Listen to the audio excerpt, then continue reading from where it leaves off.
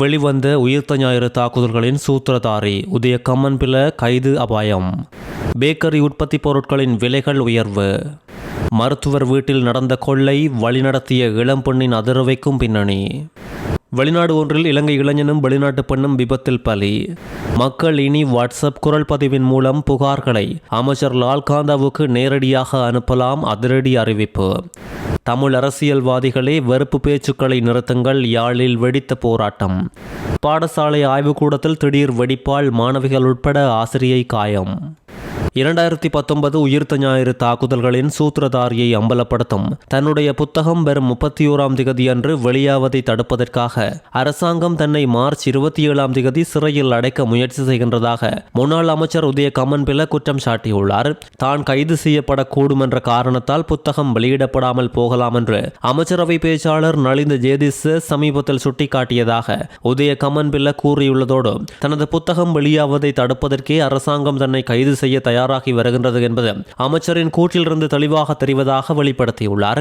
அரசாங்க ஊடக சந்திப்பு கடந்த வாரம் நடைபெற்ற போது கம்மன்பிலவின் உயிர்த்த ஞாயிறு சூத்திரதாரி தொடர்பான கருத்துக்கள் தொடர்பான கேள்விகள் அமைச்சர் நலிந்த ஜேதிசவிடம் கேட்கப்பட்ட போது அதற்கு அவர் பதிலளித்ததை தொடர்ந்தே கம்மன்பில இந்த குற்றச்சாட்டை முன்வைத்துள்ளார். உயிர்த்த ஞாயிறு தாக்குதல்களின் சூத்திரதாரியை இந்த மாத இறுதிக்குள் வெளிப்படுத்துவதற்காக உதய கம்மன்பில கூறியிருந்த நிலையில் மார்ச் 27 அன்று விசாரணைக்கு வரவிருக்கும் வழக்கில் எந்த பிரச்சனையும் இல்லை என்றால் அவரால் சில உண்மைகளை வெளிப்படுத்த முடியும் என அமைச்சர் நலிந்த ஜேதிச தெரிவித்திருந்த நிலையில் முடிந்தால் மார்ச் 27ஆம் தேதி அன்று தான் கைது செய்யப்படுவதை உறுதி செய்யுமாறு அமைச்சர் நலிந்த ஜேதிசவுக்கு உதய கம்மன்பில சவால் விடுத்துள்ளார்.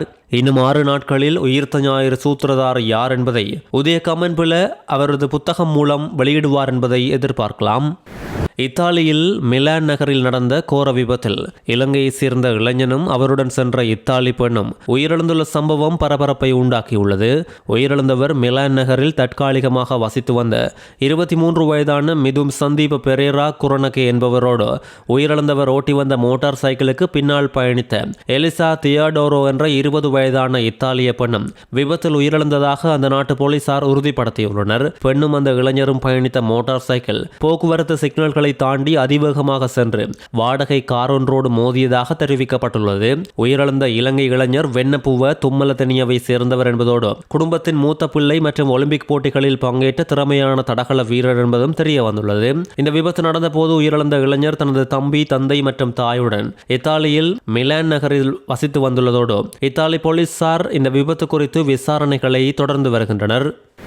இலங்கையில் எரிபொருள் விலை அதிகரிப்பை அடுத்து அத்தியாவசிய பொருட்கள், உணவுப் பொருட்கள் யாவும் அதிகரித்த விலையை எட்டியுள்ளது. இந்த நிலையில் இன்று நள்ளிரவு முதல் 450 கிராம் எடையுள்ள ஒரு ராத்தல் பானின் விலையை 10 ரூபாவினால் அதிகரிக்க அகில இலங்கை பேக்கரி உரிமையாளர்கள் சங்கம் தீர்மானித்துள்ளது.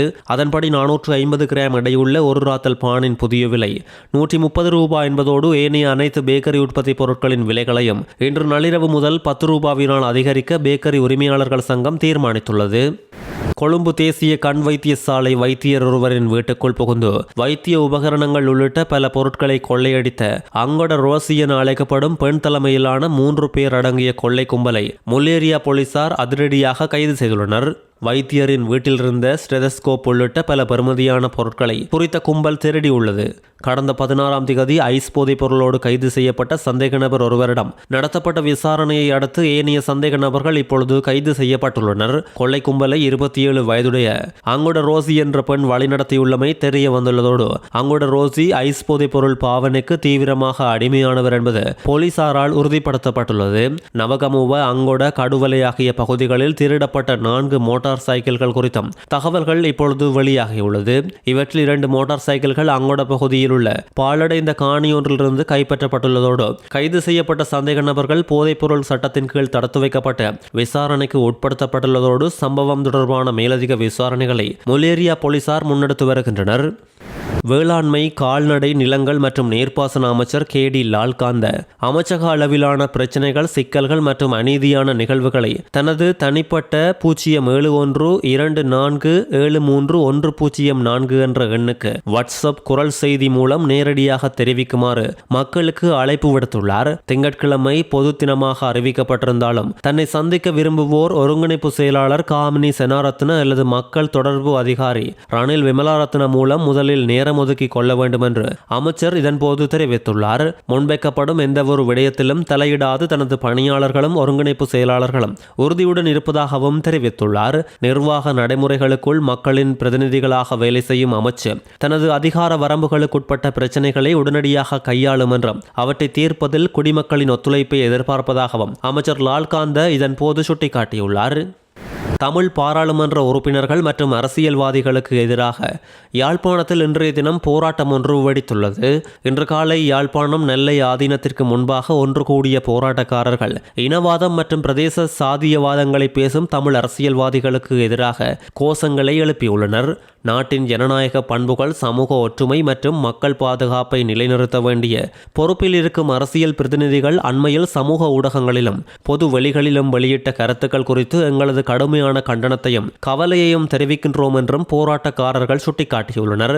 மக்களின் வாக்குகளால் தேர்ந்தெடுக்கப்பட்ட பிரதிநிதிகள் மக்களின் பிரச்சனைகளை பொறுப்போடு நாகரிகத்தோடும் முன்வைத்து தீர்வுகளை எடுக்க வேண்டியவர்கள் அதற்கு பதிலாக வெறுப்பு, இழிவு மற்றும் பிரிவினை உணர்வுகளை தூண்டும் கருத்துக்களை வெளியிடுவது அரசியல் பொறுப்பற்ற வேலையின் வெளிப்பாடு என்றும் இத்தகைய செயல்கள் ஜனநாயக மரபுகளுக்கும் அரசியல் நாகரிகத்துக்கும் நேரடி அவமதிப்பு என்றும் சுட்டிக்காட்டியுள்ளனர். பொறுப்பில்லாத இவ்வாறான பேச்சுக்கள் தொடருமாக இருந்தால் சமூகத்தில் இனவாதம், பிரதேசவாதம் மற்றும் பகைமை மனப்பான்மை ஆழப்படுத்தப்படும் அபாயம் உள்ளது என்றும் பொறுப்பில்லாத இவ்வாறான பேச்சுக்கள் தொடருமாக இருந்தால் சமூகத்தில் இனவாதம், பிரதேசவாதம் மற்றும் பகைமை மனப்பான்மை ஆழப்படுத்தப்படும் அபாயம் உள்ளதாகவும் சுட்டிக்காட்டியுள்ளனர். தெளிவான மற்றும் வலுவான பாராளுமன்ற நடைமுறைகள் உருவாக்கப்பட வேண்டும். அவை முழுமையாகவும் கடைபிடிக்க தவறாத வகையிலும் அமுல்படுத்தப்பட வேண்டும் என்றும் போராட்டத்தில் வலியுறுத்தியுள்ளனர். அனுர அரசாங்கத்தினால் நடைமுறைப்படுத்தப்பட்டுள்ள அசாதாரண எரிபொருள் விலை அதிகரிப்பு மக்களை துன்புறுத்தும் ஒரு கருப்பு சந்தை சூதாட்டம் என்று தேசிய சுதந்திர முன்னணியின் தலைவர் விமல் வீரவன்ச தனது கோபத்தை வெளிப்படுத்தியுள்ளார்.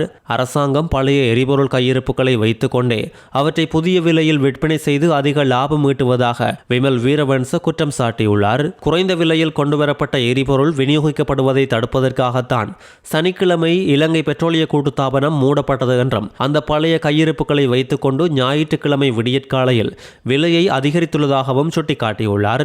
இது எப்படி இருக்குதென்றால் ஒரு மாட்டை 2 முறை உரிப்பதற்கு சமமான செயல் என்றும் அனுரகுமார தற்போது ஒரு கொடூரமான கருப்பு சந்தை முதலாளியின் நிலைக்கு வந்துள்ளார் என்றும் விமல் வீரவன்ச இதன் போது சுட்டிக்காட்டியுள்ளார்.